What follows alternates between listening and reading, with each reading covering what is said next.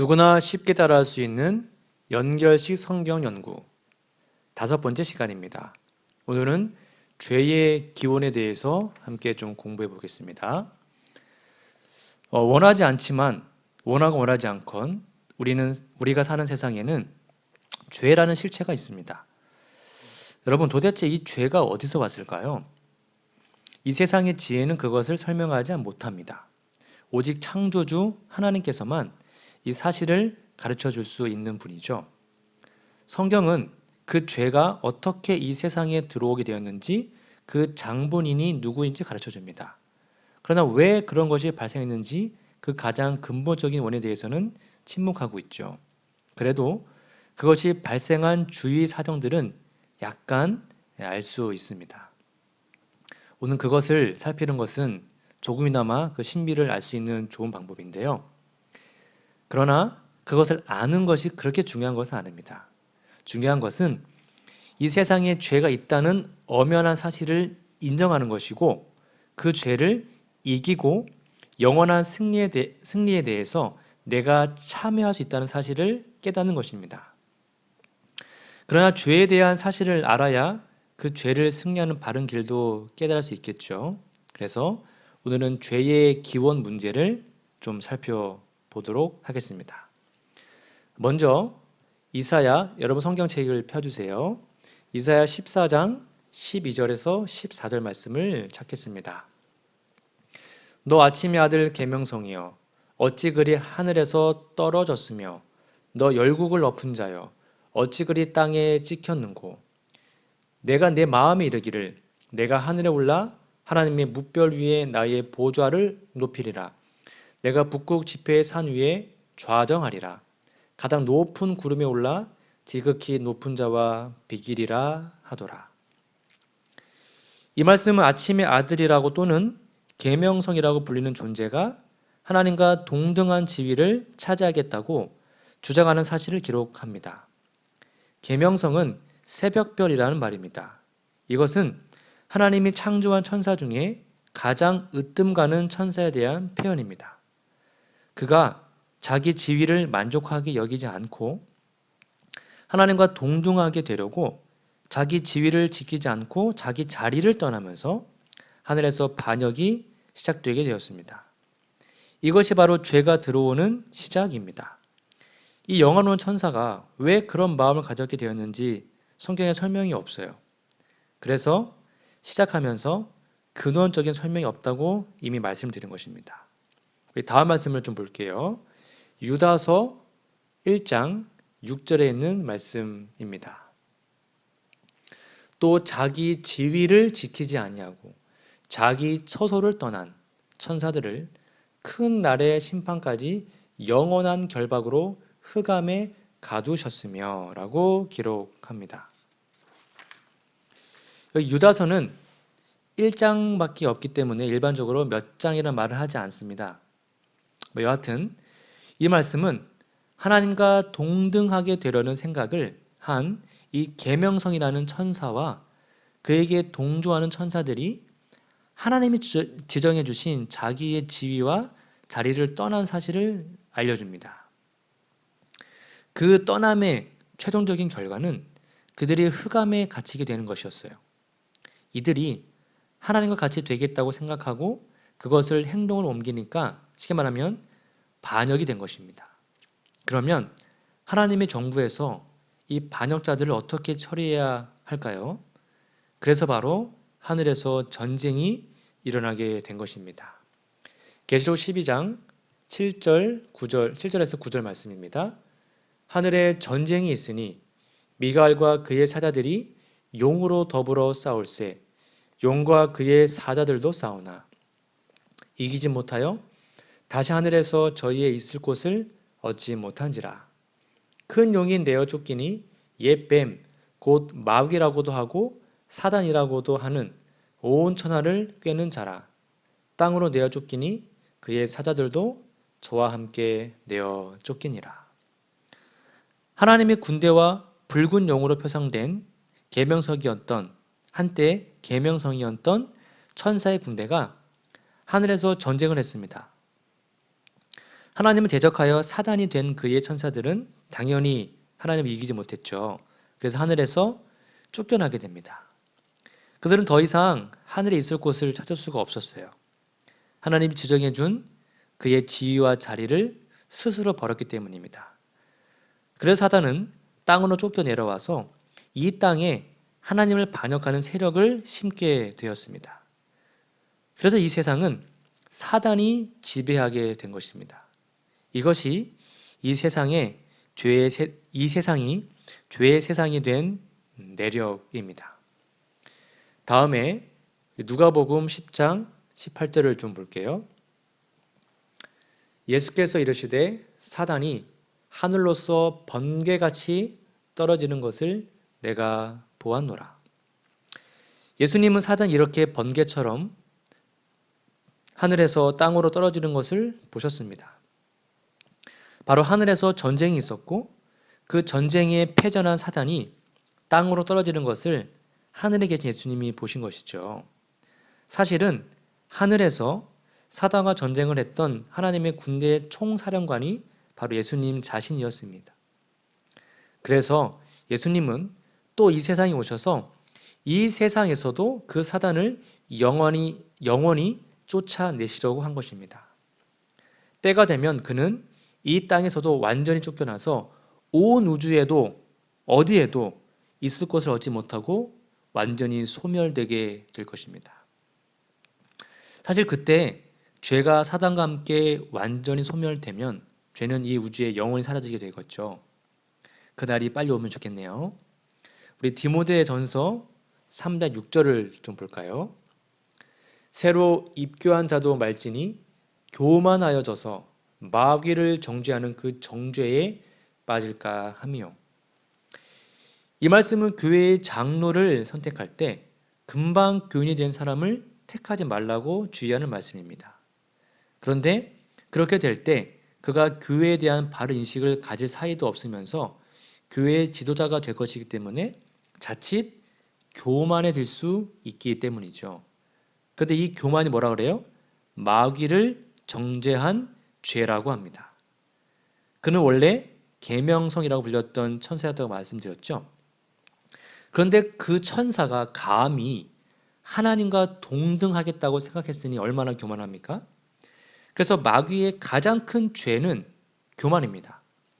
성경이 말하는 교만은 무엇일까요? 어떻게 하는 것이 하나님과 동등되려는 시도일까요? 그것이 바로 교만인데, 여러분 교만에 대해서 좀 살펴볼까요? 시편 119편 85절입니다. 주의 법을 쫓지 아니하는 교만한 자가 나를 해하려고 웅덩이를 팠나이다. 이 말씀은 교만이 무엇인지 명확하게 가르쳐 줍니다. 교만은 하나님의 법을 따르지 않는 것입니다. 하나님과 동등하다는 주장은 하나님의 명령을 무시하고 순종하지 않는 것입니다. 그것은 결국 자기가 뭔데 나한테 이래라 저래라 해? 라는 태도인 것이죠. 그것은 하나님이나 나나 똑같은 존재인데 어떻게 나에게 그렇게 시킵니까? 라는 말의 행동인 것이죠. 여러분, 우리도 하나님의 법을 불순종하면 교만의 죄를 짓고 있는 것입니다. 하나님의 법을 따르지 않는 것이 교만이라고 분명히 말씀하고 있습니다. 그럼 얼마나 우리가 이 교만의 죄를 많이 짓고 있는지요. 그래서 성경은 하나님의 법을 지키지 않는 것이 바로 죄라고 가르치고 있는 것이죠. 요한일서 3장 4절입니다. 죄를 짓는 자마다 불법을 행하나니 죄는 불법이라. 여기 뭐라고 나와 있습니까? 죄를 짓는 자마다 불법을 행한다고 분명히 말씀하지 않습니까? 그래서 하나님의 법을 쫓지 않는 것이 교만이고요. 그 교만은 최초의 마귀가 정죄된 죄명이고, 다시 말하면 사단은 하나님과 동등하다는 주장을 하는 방법을 하나님의 법을 무시하는 것으로 나타낸 것입니다.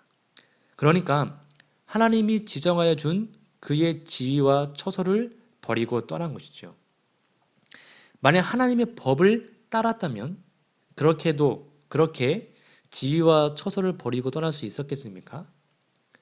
여러분, 그러므로 오늘날도 하나님의 법을 무시하면 우리들이 하나님의 법, 율법을 무시하면 그건 역시 마귀가 한 일에 함께 가담하는 꼴이 됩니다. 그러므로 우리가 참으로 하나님의 백성이라면 하나님의 거룩한 말씀, 곧 하나님의 계명을 100% 순종해야 합니다. 그것이 바로 겸손입니다. 내 뜻과 내 생각과 다를지라도 하나님의 말씀에 순복하는 것이 겸손입니다. 그렇게 할 때 우리는 죄를 짓지 않는 자라는 인정을 받게 되는 것이죠. 다음에 있는 말씀을 볼까요? 요한일서 8장 44절입니다. 죄송합니다. 요한복음 8장 44절입니다. 너희는 너희 아비 마귀에게서 났으니 너희 아비의 욕심을 너희도 행하고자 하느니라. 저는 처음부터 살인한 자요 진리가 그 속에 없으므로 진리에 서지 못하고 거짓을 말할 때마다 제 것으로 말하나니 이는 저가 거짓말쟁이요 거짓의 아비가 되었음이니라. 예수님은 친히 말씀하시기를 마귀는 처음부터 살인한 존재라고 지적합니다. 그는 하나님과 동등하려는 마음으로 자기 지위를 지키지 않고 떠났을 때 하나님을 떠난 것이 곧 사망인 줄을 알지 못했습니다. 그가 아담을 꾀어 자기와 같은 마음, 곧 하나님과 같이 되려는 마음을 일으키고 선악과를 먹게 했을 때 그는 영원한 생명을 사람에게서 떠나게 했습니다. 처음부터 살인한 것이죠. 이 일은 그의 거짓말로 이루어졌습니다. 그 거짓말의 근거는 하나님과 상관없이도 영생할 수 있다는 거짓말이었습니다. 이 말을 듣고 사단에게 속은 사람들은 아직도 그 거짓을 진리라고 믿고 있는 것이죠. 이제 곧 죄, 사망이 사람의 본성이 되어 버린 것입니다. 요한일서 3장 8절을 좀 볼까요? 죄를 짓는 자는 마귀에게 속하나니 마귀는 처음부터 범죄함이니라. 하나님의 아들이 나타나신 것은 마귀의 일을 멸하려 하심이니라. 앞의 말씀과 연결하여 이 말씀을 읽으면 그 뜻이 무엇인지 분명하게 알 수 있습니다. 죄를 짓는 자는 마귀에게 속한 자가 됩니다. 그 이유는 분명하죠. 죄는 마귀 것이기 때문입니다.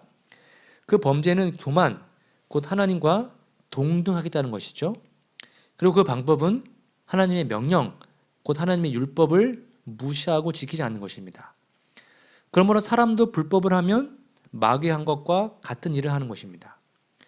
그래서 그는 마귀에게 속한 자가 되는 것이지요. 오직 예수님께 속할 때 우리는 마귀를 이길 수 있습니다. 예수님 안에서 예수님의 능력으로 우리는 하나님의 법을 지키며 살 수 있는 능력을 행사할 수 있는 것입니다. 그래서 예수님 안에서 마귀의 일은 멸할 수 있는 것입니다. 그래서 지금은 이미 아담 안에서 죄인 된 사람들이 우리들이요 예수님 안에서 죄를 멸하는 일을 다 해 놓았는데도 예수를 믿지 않으면 그것이 또한 죄가 되는 것을 깨달아야 합니다. 바로 믿지 않는 게 죄라는 것입니다. 요한복음 16장 9절을 볼까요? 죄에 대하여라 함은 저희가 나를 믿지 아니함이요. 되게 중요한 구절입니다. 예수님은 사람들이 예수님을 믿지 않는 것이 죄라고 분명히 말씀하셨습니다. 왜요? 예수님은 마귀의 일을 멸하려고 하늘에 가셨어요. 그리고 하늘에서 예수님이 하신 일은 진심으로 믿는 모든 사람들을 위하여 죄가 없는 영원한 세계에 초청하셨습니다. 그것을 계속 믿지 않으므로 거절하는 것은 하나님 하신 일을 또 한 번 무시하는 것이기 때문입니다. 그래서 우리는 진심으로 예수님을 믿음으로 죄에서 벗어나서 하나님의 영원한 생명을 소유하고 이 죄의 세상에서 죄를 이기는 삶을 살아야 합니다. 우리의 죄가 다 용서받았고 우리는 구원받을 수 있어요. 그걸 믿지 못하면 하나님 더 이상 우리 위해서 하시는 일이 없는 것입니다. 또한 성경은 또 다른 측면에서 죄에 대하여 가르칩니다. 요한일서 5장 17절을 보겠습니다. 모든 불의가 죄로되 사망에 이르지 아니하는 죄도 있도다. 이 말씀은 모든 불의가 죄라고 가르칩니다.